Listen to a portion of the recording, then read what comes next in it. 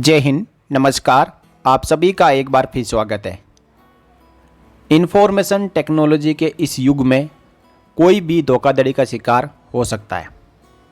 खासकर इस ज़माने में सेना के जवानों को ज़्यादा टारगेट बनाया जाता है, क्योंकि बिजी लाइफ में इस प्रकार के कुछ लुभावने कॉल आते हैं और उसके बाद वो सैनिक अपना जो भी CVV OTP या लिंक के ऊपर क्लिक कर देता है और खाता खाली हो जाता है।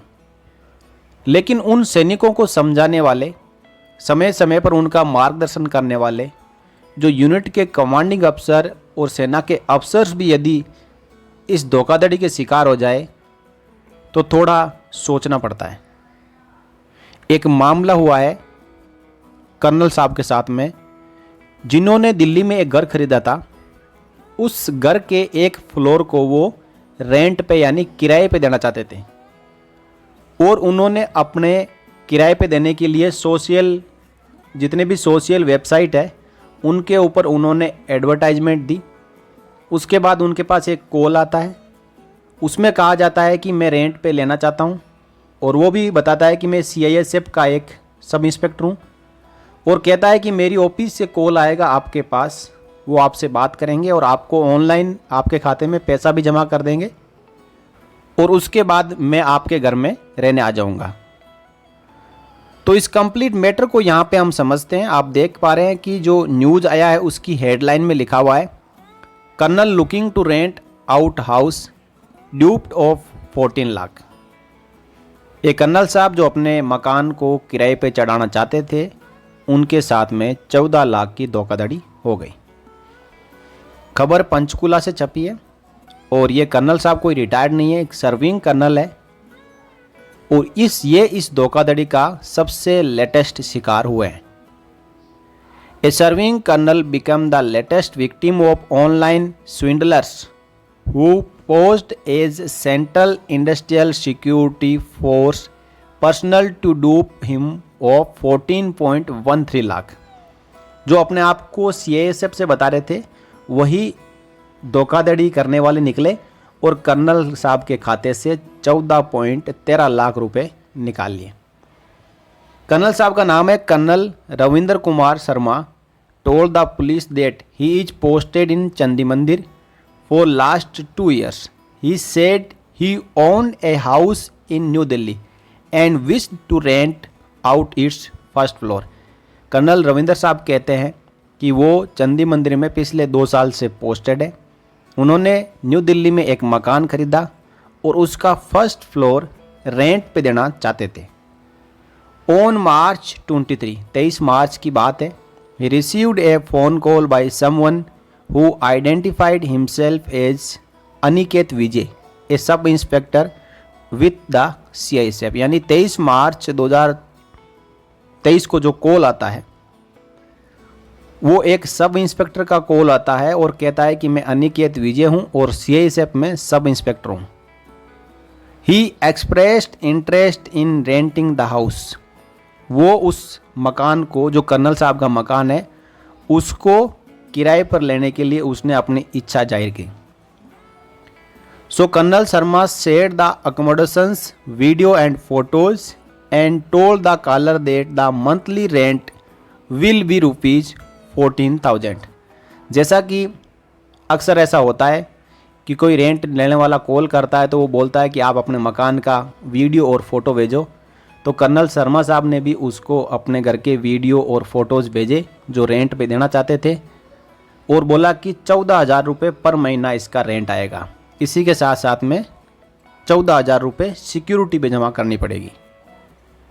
तो इस बात पर जिसने कॉल किया था वो सहमत हो गया इस डील के साथ में और उसने कर्नल शर्मा साहब को कहा कि आपको मेरी ऑफिस से एक फ़ोन कॉल आएगा और सिक्योरिटी और जो भी आपका किराया बनता है मकान का वो ऑनलाइन आपके खाते में जमा किया जाएगा।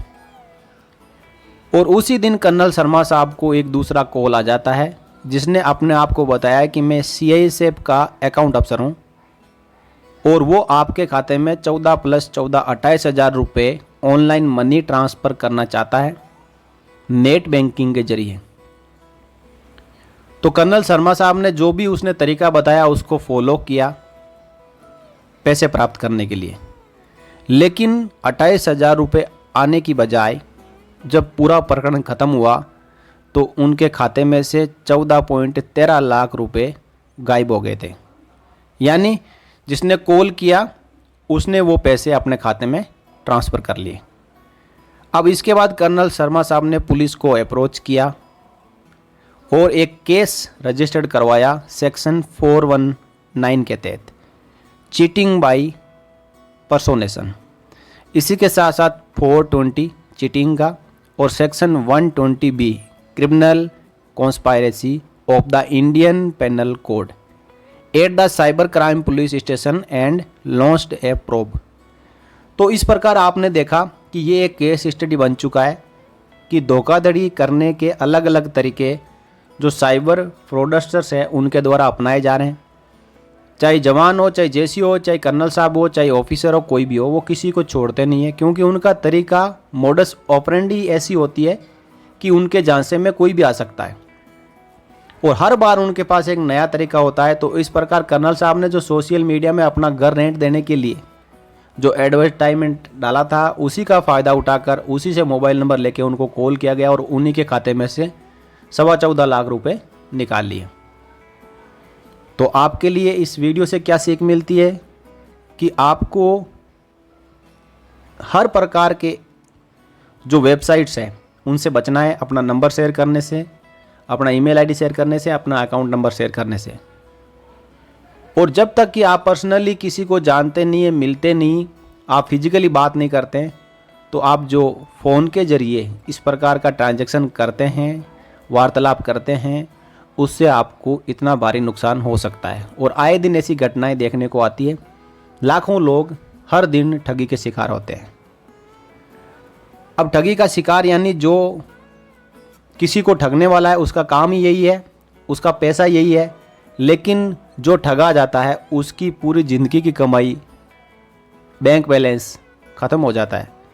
सावधान रहिए, सतर्क रहिए, किसी भी प्रकार के अनजाने फ़ोन कॉल के ऊपर रेस्पॉन्स ना करिए। जब तक कि वो फ़ोन नंबर आपके मोबाइल में सेव नहीं है और आप उसको अच्छी तरीके से भली भांति नहीं जानते हो, तब तक आप उसके ऊपर विश्वास ना करें। तो साथियों, इस वीडियो में मैंने आपको जानकारी दी कि किस प्रकार एक कर्नल साहब 14.5 लाख रुपए की ठगी का शिकार हो गए हैं।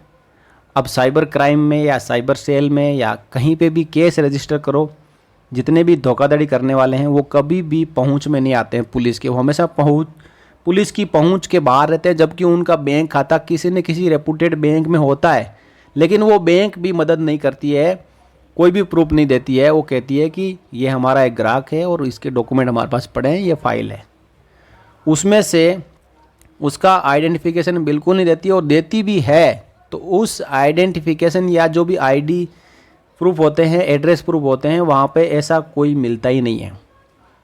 तो कुल मिलाकर आपको अपने अकाउंट को बचाना है, अपनी जो जमा पूंजी है उसको बचाना है, और ऐसे ही व्यर्थ में छोटे से लालच में नहीं गंवा देना है। बने रहिए चैनल के साथ, अगले वीडियो में फिर मिलेंगे। तब तक के लिए जय हिंद, जय भारत, वंदे मातरम।